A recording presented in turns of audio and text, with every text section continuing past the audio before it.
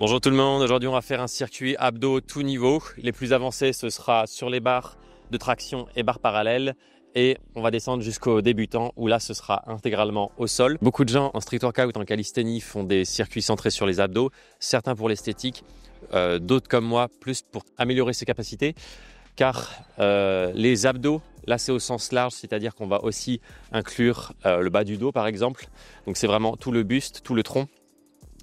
On le prend au sens large comme ça parce qu'on veut avant tout qu'il soit fonctionnel, car c'est vraiment la clé de voûte de tous les mouvements en calisthénie.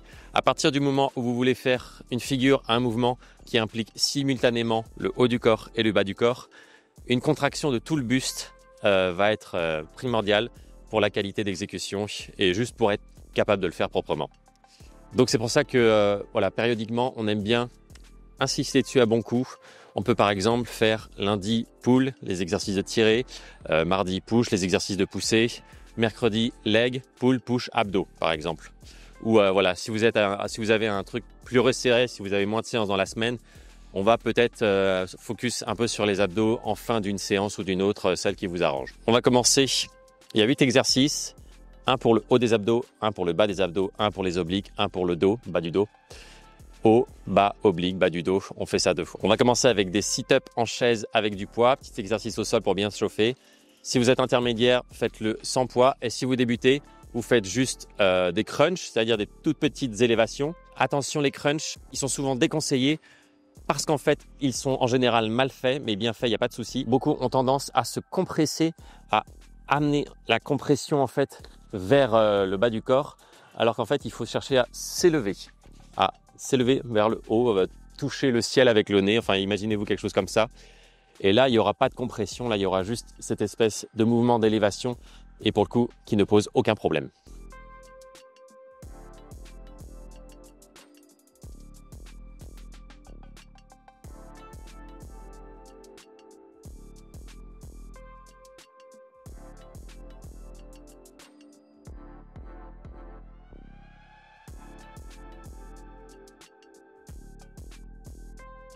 Donc que vous ayez du poids, pas de poids ou que vous fassiez des crunchs, on en fait tous 15.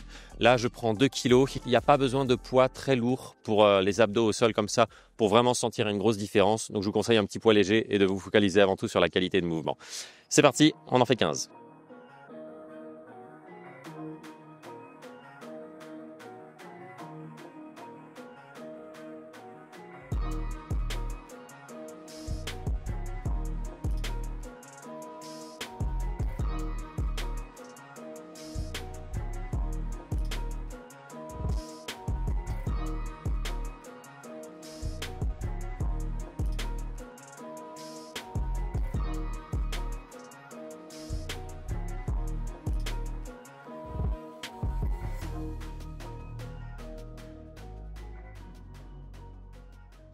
Petite pause.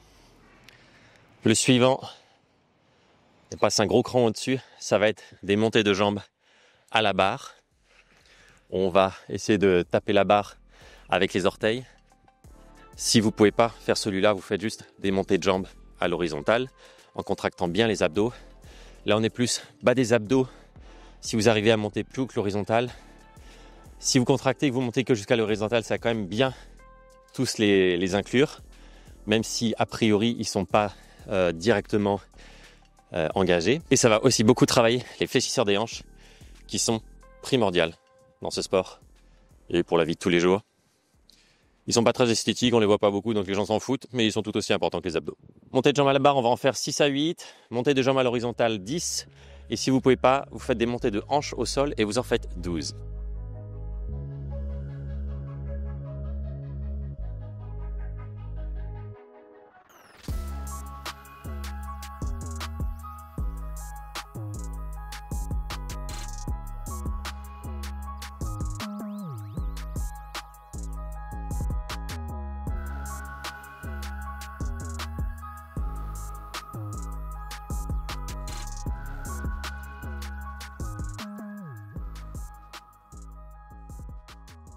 Voilà, 7, j'ai fait un entre-deux. Troisième, ça va être les obliques, ces petites choses sur les côtés.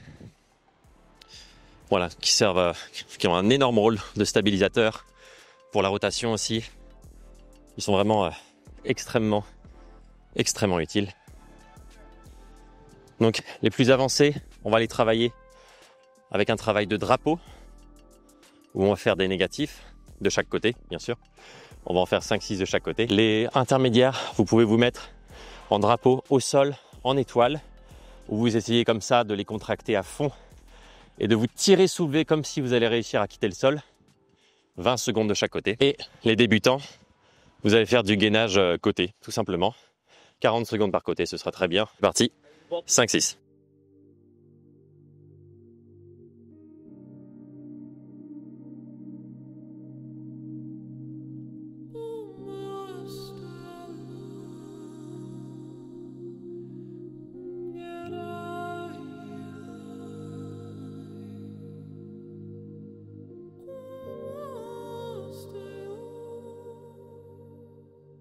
Voilà, petite pause pour les épaules avant de faire l'autre côté. Meilleur exercice pour les obliques du monde, le drapeau. Très difficile à obtenir, mais une fois que vous l'avez obtenu, très facile à maintenir, à faire progresser. Et on peut pas faire mieux.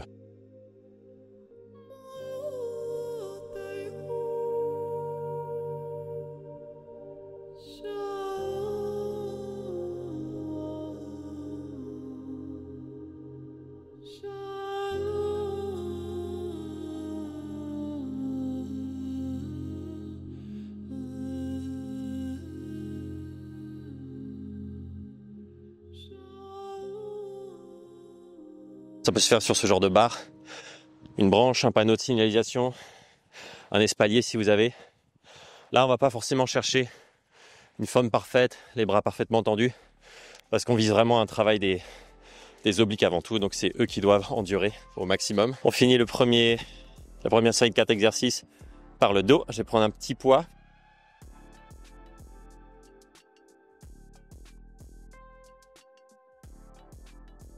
On va faire un petit exercice d'extension pour les lombaires sur les barres parallèles.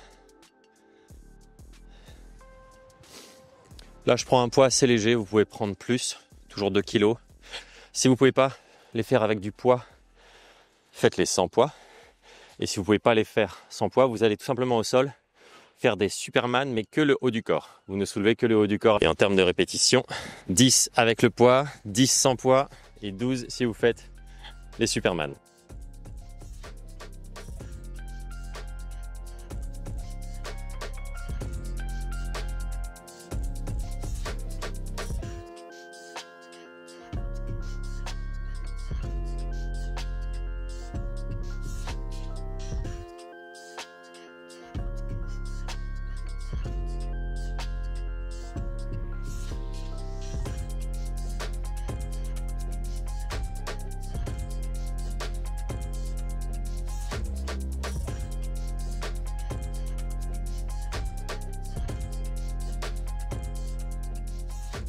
Donc celui-là, il peut faire énormément de bien au dos, comme tous les autres, et énormément de mal. Ça va simplement dépendre de la façon dont vous les faites.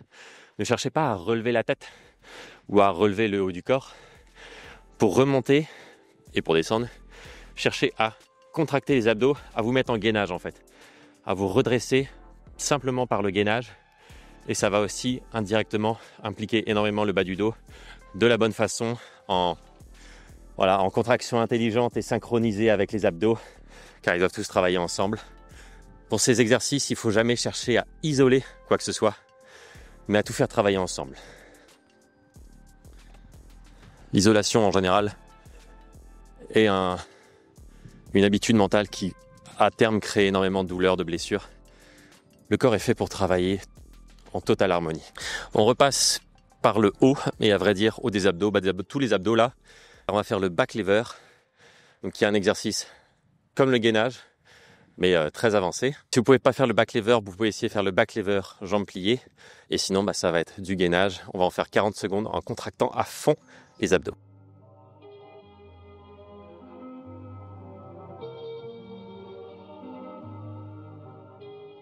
Back lever, on essaie de tenir 10 secondes.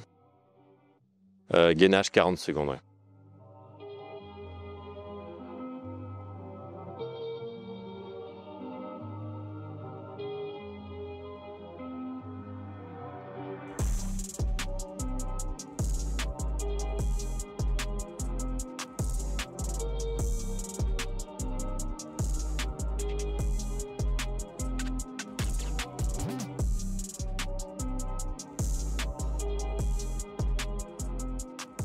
Oh, c'est toujours bien monter le sang à la tête celui-là. Donc les exercices comme ça, front lever, back lever, drapeau, sont les meilleurs exercices qu'on puisse faire pour les abdos. Il y a énormément de... Les abdos, c'est avant tout du gainage. Voilà, c'est la stabilisation du buste. Faites cela et le gainage, tous les exercices que l'on voit partout sur les réseaux vont vous paraître triviaux. Bien sûr, ils sont durs à apprendre, mais une fois que vous les avez, tout le reste paraît trivial et on peut vraiment pas faire mieux, pas faire plus fonctionnel. Ensuite, on repasse au bas, on va aller sur les barres parallèles.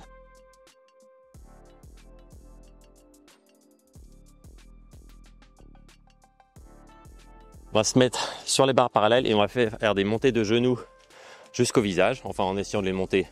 C'est juste pour essayer de les monter le plus haut possible, vous n'êtes pas obligé obligatoirement d'aller jusqu'au visage. D'ailleurs, pour les intermédiaires, ce sera plutôt de juste monter au moins en parallèle, au plus haut, aussi haut que vous pouvez. Et les débutants, c'est de les faire au sol, tout simplement. Si vous les faites sur les barres parallèles, faites-en 10. Et si vous les faites au sol, faites-en 15.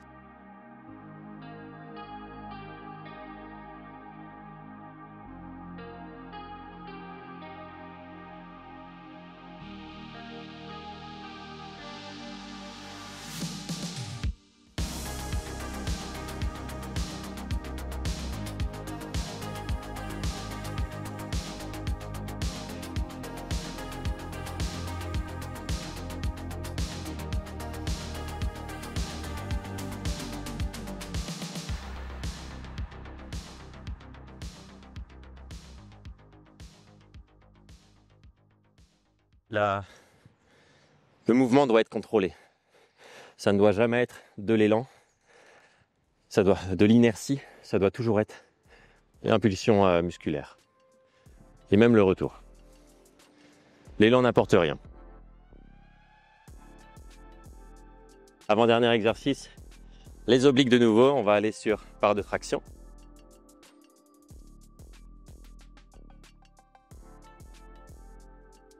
Et on va faire des essuie-glaces. Vous allez comprendre tout de suite pourquoi ils s'appellent comme ça.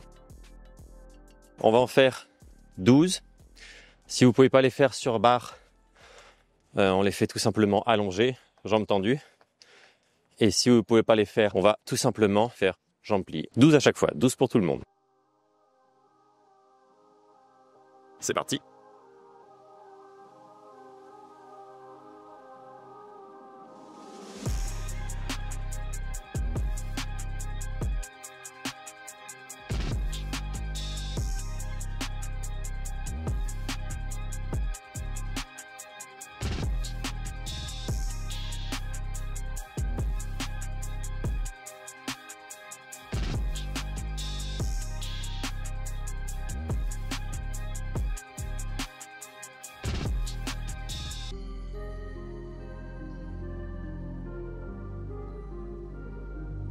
Voilà.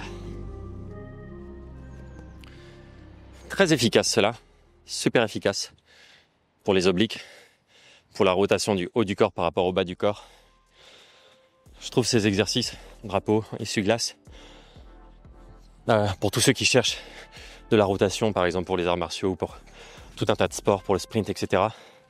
Je trouve cela beaucoup plus efficace que tous les lancers de medicine ball du monde, que tous les twists avec du poids du monde.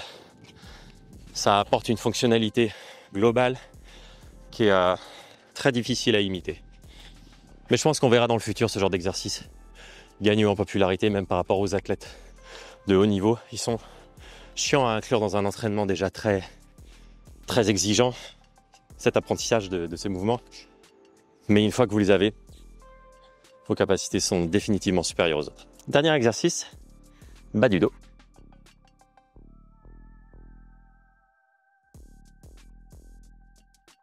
Je prends des poids de cheville.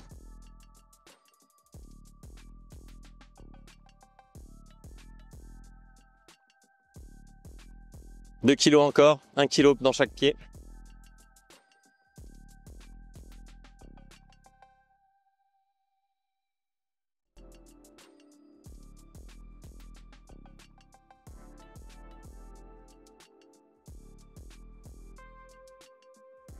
Celui-là, Si vous ne le sentez pas sur les barres parallèles, n'insistez pas, faites-le au sol, car encore une fois, il peut faire énormément de bien au bas du dos, il peut faire énormément de mal, tout va dépendre de votre technique d'exécution. Mais cette technique d'exécution peut demander d'être un peu plus avancé dans son entraînement pour bien la faire. Comme beaucoup d'exercices qui sont parfois décriés par des coachs en général, c'est juste qu'ils sapent tout un travail préparatoire avant et disent direct que cet exercice est mauvais. Non, la plupart des exercices sont excellents. Il faut juste les bonnes préparations. Donc là, encore une fois, cette fois, au lieu de monter le haut du corps, on va monter le bas. Et tout va partir d'un travail de gainage, de tout le haut du corps, des fesses. Il faut tout inclure en même temps. Faire travailler les abdos, même si on vise les lombaires. On travaille les abdos, on rentre les transverses, on rentre le ventre. Et c'est ça qui va faire monter les jambes. On ne va pas chercher à monter les pieds, par exemple. On va en faire 10 avec des poids de cheville, 10 si vous ne mettez pas de poids de cheville. Et sinon, vous pouvez tout simplement les faire au sol, en Superman, mais cette fois, on ne lève que les jambes.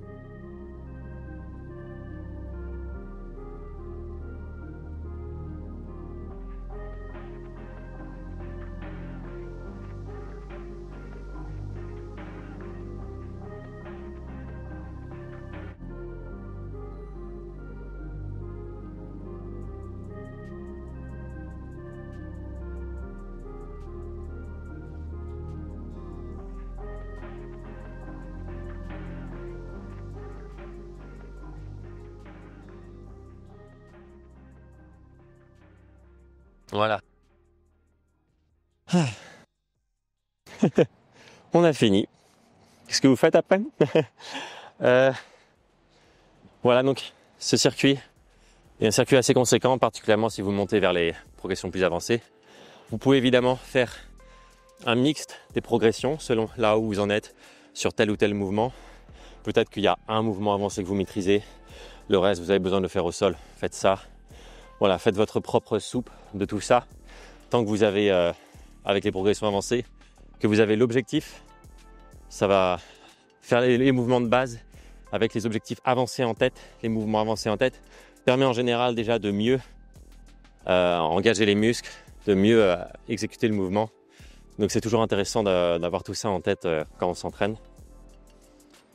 C'est un circuit à faire entre 3 et 4 fois d'affilée, 2 bonnes minutes de pause entre chaque tour. Et les pauses vont dépendre de chacun. 1 minute de pause max entre l'exercice. Les exercices, c'est pas mal. Mais certains, par exemple, vont avoir des facilités pour rester longtemps accrochés à la barre. D'autres vont être très bien là-dessus. Et voilà, ça peut faire une petite variante entre chaque. Tant que vous avez suffisamment d'énergie, d'endurance à la barre et là pour vraiment vous focaliser sur les abdos, on est bien. Voilà, si vous avez des commentaires, n'hésitez pas. Et moi, je vous souhaite une très bonne journée.